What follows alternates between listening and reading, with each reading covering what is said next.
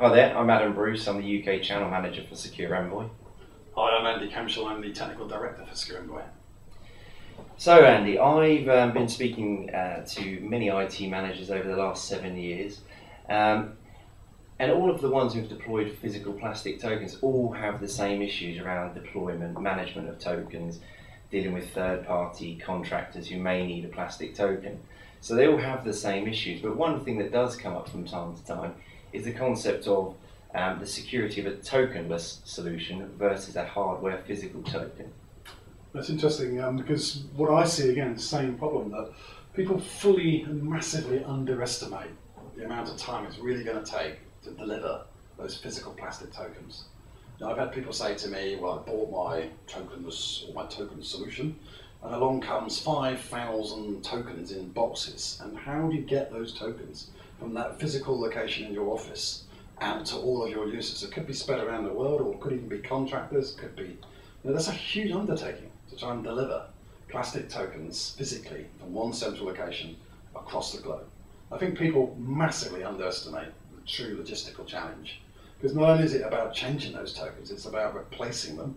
Typically, you'll see 10 to 20% of those tokens are lost, gone through the washing machine if they're in the pocket, broken, or just simply faulty. And that's a huge demand on not just deploying them, but replacing them up to 10 to 20% a year. And on top of that, they all have a lifespan, a lot of them. And like any device, 3 to 4 years, laptops, any device that you carry around, you have to replace them. Companies like RSA set an absolute date anyway. So really, if you're thinking about, say, 5,000 tokens, you'd have to not only roll them out over a staggered period of 2 or 3 years, but carry on re-rolling and replacing them frequently. Not just the lost ones, but the ones that are going to time out. So it's a huge undertaking, massively underestimated. I can see why your IT managers are concerned. Yeah, and I guess it's not just the cost and time, there's also the carbon footprint. So many businesses now are interested in reducing their carbon footprint. So physically manufacturing plastic tokens and shipping them all around the world is not really very green, and hence why Greenpeace selected Secure Envoy. Interesting, yeah, because I think we did a little, we put it up on a website, bit of fun. We took genuine information around the transportation and the CO2 emissions that creates. And it turns out that if you're going to have, for instance, 1,000 tokens being distributed around the planet to your various different locations, that could take up to, I believe it's 4,500 trees would have to be planted to offset just the distribution costs. So again, it's underestimated the actual negative effects of moving around all these little pieces of plastic. So from my point of view, there must be a better way. So soft tokens, as they're sometimes referred to, or tokenless, is what Secure Envoy branded the idea that really there must be a better way. Adam, are you aware there's nearly 6 billion SMS-based GSM connections? There's only 7 billion people, isn't there, in the world? No, it's staggering. So they're saying over 6 billion. I believe it's probably 1 or 2 phones per user in some cases, but it's pretty much fair to say that if you're going to use the internet or you're going to have any form of business presence, you're absolutely going to have some form of mobile phone. Mm-hmm. But they say that for every laptop that's sold, expect 3 mobile phones to be sold. So there's 3 times more chance of owning a phone, and that's almost certainly going to have a GSM connection.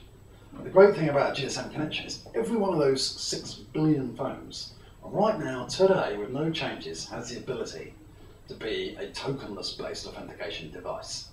It's very simple because we can use SMS. They've all got it built in, everybody inherently understands how to use it, and it's all about basically using that SMS capability of that phone to send out those one-time 6-digit numbers, as opposed to having to have a piece of plastic generate them. Now surely that's got to be a better solution than... Oh, it's a fantastic solution. I mean, from terms of management, in terms of cost, I mean, that's key at the moment. Lots of my clients are out there saying we need to reduce costs while maintaining security. So I mean, that fits in great for that.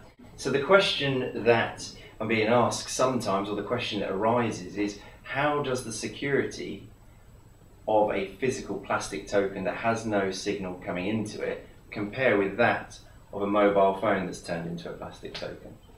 Well, that's a very good question, because on the initial sort of side of this, if I put my technical purist hat on, you'd argue that surely a fixed device that's contained in its own capability with no signals must be inherently more secure, and it would probably seem that way.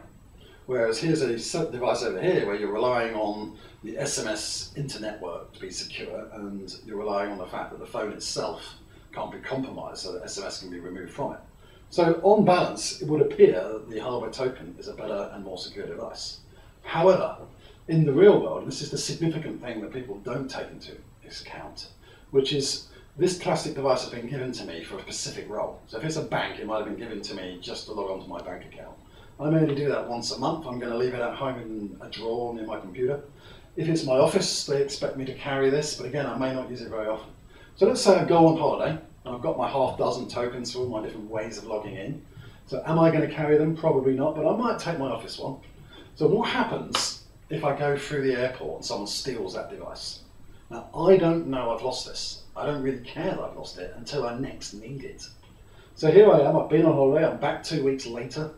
I then finally decide I'm going to go out of the office and work remotely. And it's at that point, which could be 3 or 4 weeks later, that it dawns on me that my little plastic token that I need to log on doesn't exist. Now for a whole month, somebody else has been logging in under my identity, and there's going to be no way that the IT security team will know it's not me, because I haven't reported it missing. So really, in the purest way, if you look at two-factor authentication, it's all about something you know, a PIN and password, and something you own. But the key with the something you own is you really want it to be on you at all times. You want it absolutely to be reported missing if it's stolen. It's sort of like a credit card. If someone stole your credit card, as long as it takes you to report that credit card stolen, you're potentially at risk of someone using that credit card for misuse. So in exactly the same way. Now, if someone steals my phone, then you can be pretty sure that within less than 30 minutes, in some cases 10 to 15 minutes, you're going to be absolutely sure you've lost that phone. And moreover, you're going to report it missing. So if you was to ask me, what, from a social point of view, would I take more care of a phone that's in my pocket that is my outside communications modem, or a piece of plastic that's forced on me by my company, then absolutely, if my phone's stolen, I will report it very quickly. That allows the back end of that phone to A, be wiped out. Most phones these days will just clear and wipe themselves remotely. But more importantly, my back end server can shut down that code, so it can't be reused again.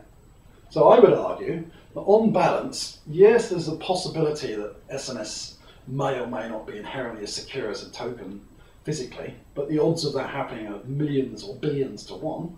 But you compare that against the realistic chance of someone actually stealing a token, then there's a far higher chance of that happening. So on the basis that people take care of their mobile phone, that's more important. I think also that assumption that you made about people taking care of it more was backed up by a recent survey that we did. The survey said, given these 3 things, what would you least like to lose from your pocket? So they were given the option of their mobile phone, 20 euros, or a plastic security token. I think you won't be surprised to realise that 92% of people would least like to lose their mobile phone, with 7% the money and 1% the plastic security token. And the fact of the matter is, standard users don't care about this plastic security token. They'll lose it and they'll just ring up and say, I need another one. So the actual real world security is exactly what you just highlighted there. Well, one of the other issues, I've nicknamed this in the past, I call it the token necklace. And it sort of pre-assumes that every company who sends out a physical token assumes that they're the only company on the planet that exists. So my bank assumes that somehow I'm going to carry my little, HSBC did this recently, my little plastic token with me everywhere. My employer assumes that I'm only ever going to have their token. And before you know it, if every bank that you've got, if every credit card, if the tax man, if the government, if the NHS, if we all give us these tokens, which we ultimately will need, I could be walking around with my own personal set of 20, 30, 40 tokens, which is a ridiculous amount of money that's spent. They cannot personally expect me to carry a big box of tokens with me everywhere I go. That's just crazy. So clearly what needs to be happening here is a way of allowing those 20, 30, 40 companies to be able to all come together and use the same mobile phone device, but have separate SMS messages, or perhaps they could have a soft token app from Secure Envoy, which allows them to have 20, 30 different individual soft tokens running all on the same app.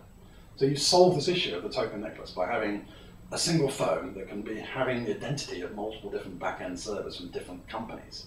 What I have learned is it's impossible to get all those companies to pull together and trust one token. They just won't.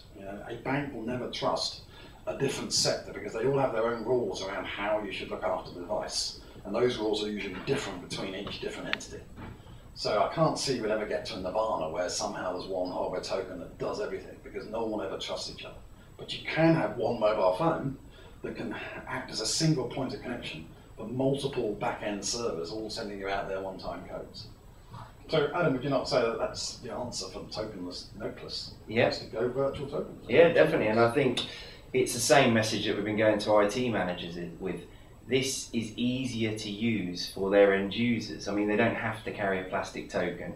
And because we do direct LDAP integration, we could utilize their LDAP password as the PIN. Means they don't necessarily have to remember anything additional. They don't have to carry anything additional. So these users are liking this. Then from the administration side of things, no tokens to deploy, no tokens to deal with the lost and broken ones, no tokens to resync, no pins to reset, no separate databases to manage, which means no LDAP synchronization, no proprietary replication. The IT managers sort of administration levels just went down significantly, moving away from a physical token solution. You tie into that the significant cost savings. I mean, over legacy plastic token solutions, this could save them around 60% per annum. So it's not a saving to be sniffed at. And then from the green aspect, the final sort of cherry on the cake is if you can say, look, we can do all this, we can make it easier to use, easier to manage, we can make it significantly more cost effective while reducing your carbon footprint. I mean, it becomes really easy for people then to say, yes, we'll take a look at this, we'll evaluate it.